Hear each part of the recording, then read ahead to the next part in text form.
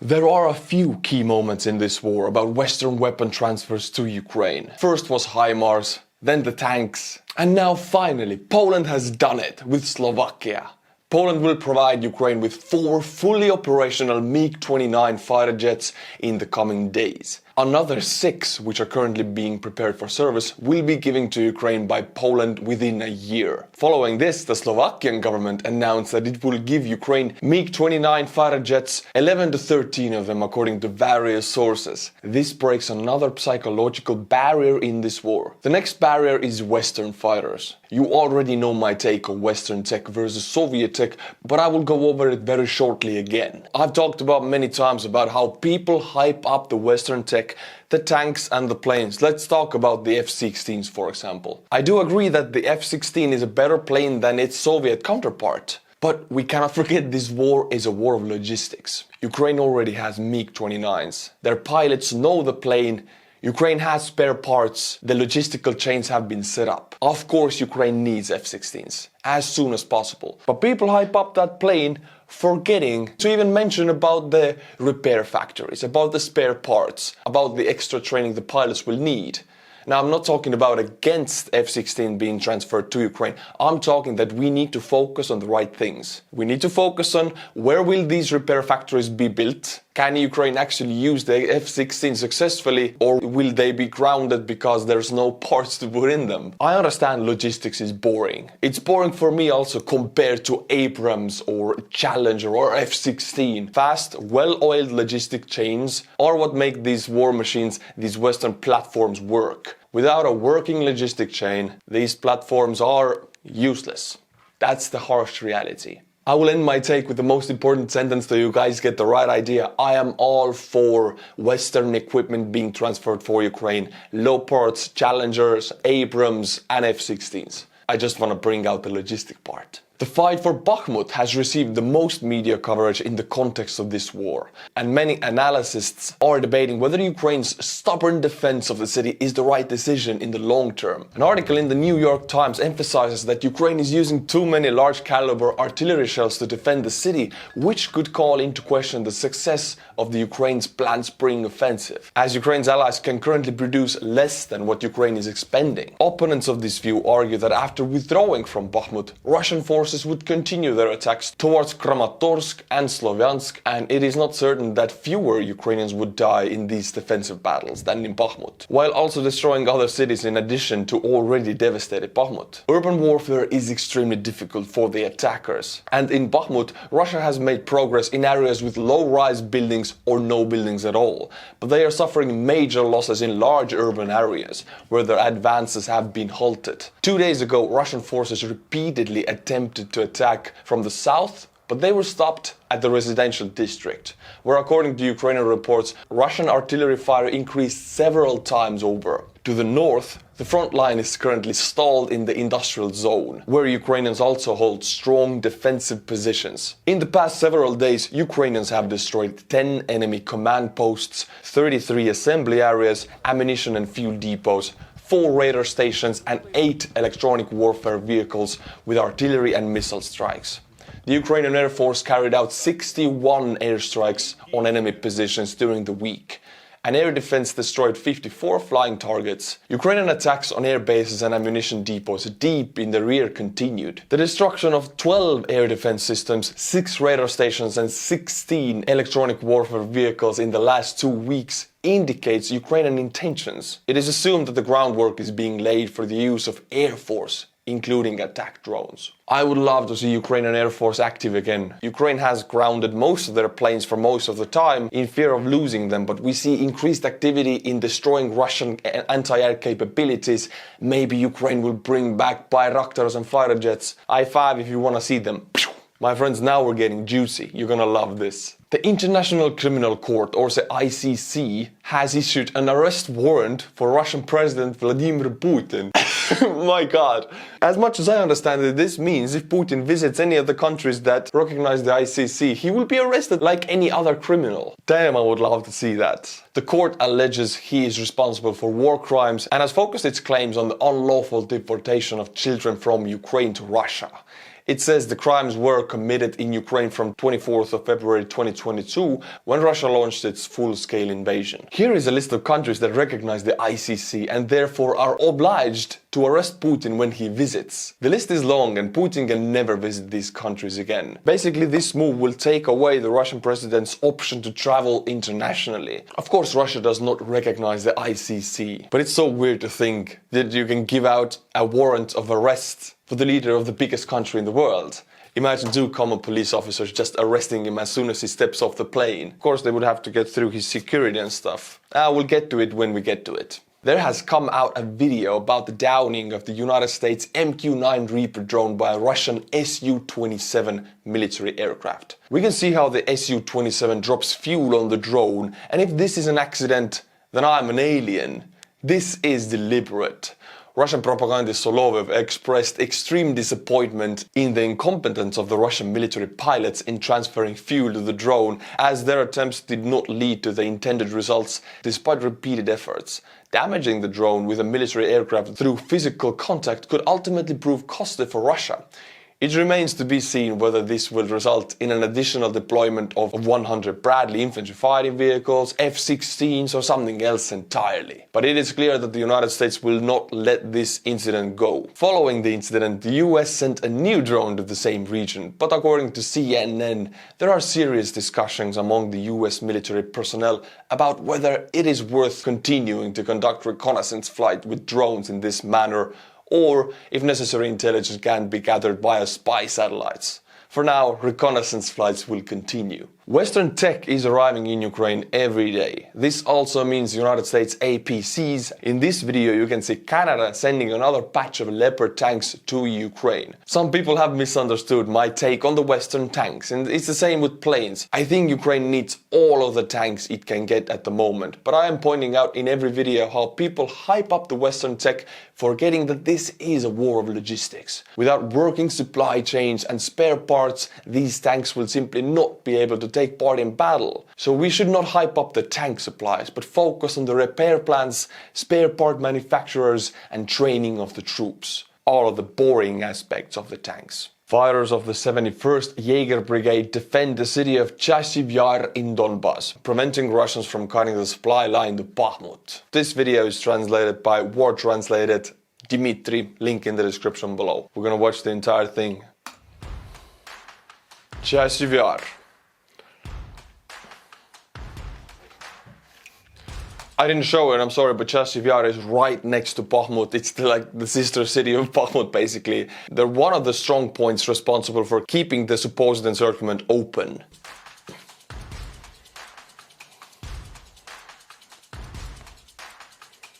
Обстрелы, что ночью проходят обстрелы, что днем беспощадно лупят по мирному населению. Вот вчера было гражданскому ногу оторвало, мы оказывали помощь. Подразделения уморить, заменяются, ранее уходят, новые приходят. Работаем.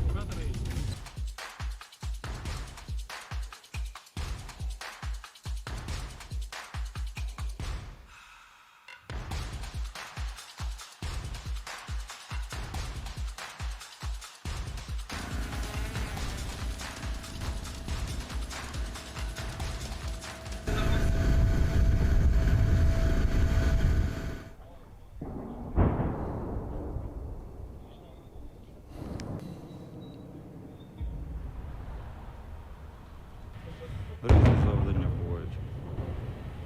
Буває зайняти позицію, буває утримувати позицію, буває відбити позицію, буває штурмувати. Все є. Успішно виходить? Ну, з перемінним успіхом буває, звісно. Ну, як. Все, да, все вистачає, бувають, звісно, і потери, буває все. Так що, безтолочі, просто безтолочі. Поматюкались, руками помахали, один десь ушов. Я думаю, у них мотивує та безпонтова життя, яка у них там вдома. Тобто вони просто безтолочі. Тобто люди, щоб не спитися в своєму селі, вони вже, хрен з ним вже підуть десь там повоюють. Місія, там, да? Тобто вони просто, у них тупикове ветрозвиття. Тобто вони просто... Their dead-end branch of evolution. That is very, very well said. Their useless life in home. As we well know by now, Putin mobilizes mostly from the poorer regions of Russia. And if you think all of Russia is poor, no, then Moscow and St. Petersburg are rich. They're actually rich. But mostly the Finno-Ugric tribes and the Asian tribes, other tribes, non-Russian tribes living in Russia. And there's tens of millions of those, actually. They don't have plumbing, they don't have electricity in some villages. And these men from those villages, they don't have any outline for the future. No plans for the future, no potential even, because they live 3,000 kilometers away from Moscow and there's nothing around the village, nothing to do, no jobs. Of course, war is very tempting because Russian government promises to pay. But if your only motivation is to go to war because the life in home is even worse, that is not a good motivation. Ну, вони, блядь, ну вроді люди. Руки, ноги, голова, все. Ну, ти підходиш до них, ну це просто ужас. Ну, бойовий дух високий, але він високий за рахунок внутрішньої ситуації в підрозділі. Тобто за рахунок того, що воюємо, виходить, забезпечуємо, і хлопці готові далі йти. В принципі, несуть колосальні втрати, тому що вони не рахують своїх людей. Ось, наприклад, ну, одна посадка. Одною тою самою дорогою вони йдуть по ці посадки. Зрозуміло, що там видимість обмежена через те, що це посадка, горби, там все вистріляно. Але вони йдуть одною тою самою дорогою, і 3 доби ми їх просто знищуємо один за одним, один за одним, один за одним. За 3 дні, що ми тут провели, підтверджених, коли прям, ну, трупи біля окопів валяються, близько, ну, там, 15. Why is it like that? In Ukrainian army, when they discover some area is very dangerous or under Russian repeated attacks or artillery fire, they will pull away from that area and reform their strategies because there are people who will teach new people who come to the front. But in Russian side, the old-timers don't teach the newcomers because the old-timers will die. They will go to the wood line, as he said, they will be all shot. And the next group that comes, they're not giving the information that this wood line is a no zone. Don't go because it's Ukrainian eyes are on it. They're ready. The artillery is shot into the wood line. The coordinates are ready to be pushed. The next group doesn't know it because there's nobody to tell them because the first group is gone, knocked out cold. So they send in another and another and another. The information is not exchanged. That's how these repeated zombie attacks happen. По аеророзвідки, які було, там більше 50. Тому тут, я вважаю, ну, на такому маленькому смузі відповідальності, то, звісно, втрати у них серйозні. В рази більші, ніж у нас. В перемозі, я не сумніваюсь, ну, в нас просто немає іншого виходу. Так, мені тільки цікаво, коли вона буде. Не знаю чому, але чогось до своєї роботи десантники відносяться найбільш відповідально. Тобто це навіть в догляді за зброєю, в догляді за людьми. Всі роблять одну роботу, і є хлопці, навіть ми були коли підопитним, стикалися з хлопцями з ТРО, то я взагалі на них дивився ось такими очима, у мене очі копійками. Мужики такі по 50, по 53 роки, ну охотники такі, ну просто охотники, але вони там таке чудили, таке витворяли. Наскільки високий бойовий дух, ну там танки просто розбирає будівлю, ми сидимо в ній. А він навіть в підвал не хоче спускатися, він каже, я хочу підерів на першому поверсі. Зустріти? Да, на першому поверсі, каже, буду їх крушити. Тому да. Напрямок дуже складний, тому що ворог намагається контролювати шлях під'їзду до Бахмута. І це така стратегічно важливий напрямок. Ворог штурмує нас кожного дня по декілька разів. Ми, я сподіваюся, з великою ефективністю відбиваємо всі його, так сказати, дії. I remember the cleaning of the weapons. Like when you're out in the field, your weapons will jam because there's mud, sand, the temperatures will change. And I had an AK-4. They have all kinds of Kalashnikovs. They have the Russian types, they have the Ukrainian types. And these are very reliable weapons, the most reliable in the world, and they still need to be cleaned and oiled because they will jam. Yes, you heard me right, Kalashnikovs will jam if you don't clean them properly. They're just much more reliable than other weapons. And cleaning them out in the field, you need to have this oil, you need to take apart your weapon. Of course, when you're out in the front, you're not going to do it because you will need your weapon any second. But if you're being rotated out or if you're in the reserve duty, then you can do it. And there's a real possibility that you lose one of these tiny particles, one of these tiny pieces of the weapon. Hey, it happens, it's war, they're small, it's forest, you know, you can lose them. And then you're screwed. Luckily it didn't happen to me, but there are a few guys that it happened to. Єгеря із єгеря, єгерями широкопрофільного застосування. Ми Ведемо бій в населеній місцевості, ми ведемо бій в лісах, ведемо бій в посадках і тому подібне. Тобто нас використовують. Ми ще тільки не десантувалися з літаків, а так майже, і не плавали під водою. А так скрізь ми застосовувалися в різних урбаністичних місцевостях, від населеного пункту до поля, до посадки, лісу ми скрізь застосовувалися. Ціль – привести перемогу нашої країни, захистити наших рідних, близьких. І так, що я можу. Всім миру і благополуччя. Це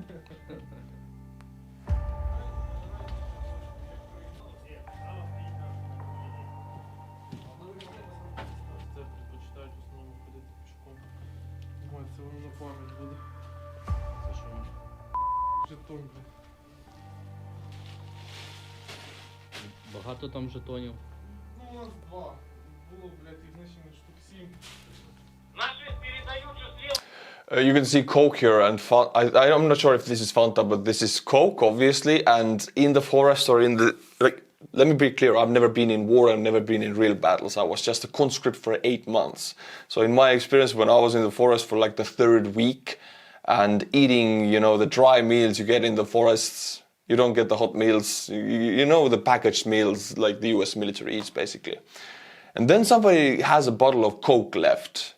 It's filled with sugar and it has caffeine in it, and it's heavenly, honestly.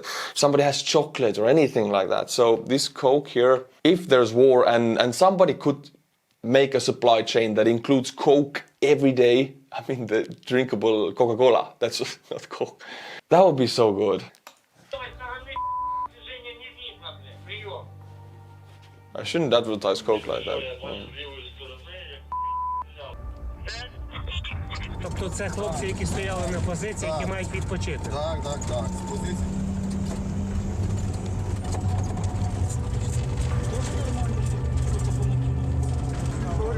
Будете? Льоха, доставайте Ярину. Там на місці. Так. Наша штука не прибляє. Не гавкає. You can see how cramped the situations are. I'm 6'4", I'm freaking huge.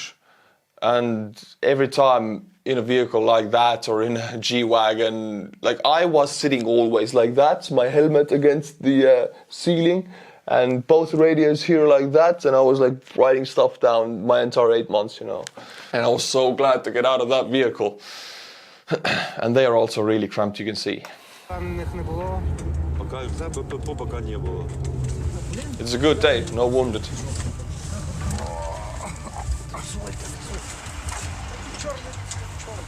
Ну що, все добре? Так. Це комфорт. Там. Вийшло нормально? Так.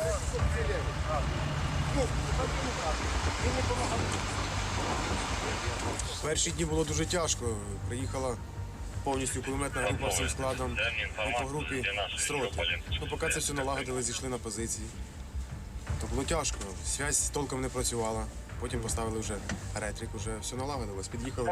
Решта, ну, почали працювати по плану. So this was the 71st Jaeger Brigade defending the city of Chasiv Yar, video translated by Dmitry or war translated. The production of shells has become a major problem for both sides actually, and the production capabilities of both sides are insufficient for the quantities of shells used in battle. Theoretically, Ukraine's allies should have an advantage in this regard in the long term, but in the short term, the situation is also complicated for Ukraine's supporters. Defense Express writes that France is slowing down the plan to increase shell production, prioritizing shell production in France, which would provide jobs for the French, but also take away the opportunity to produce these shells much faster outside of the European Union.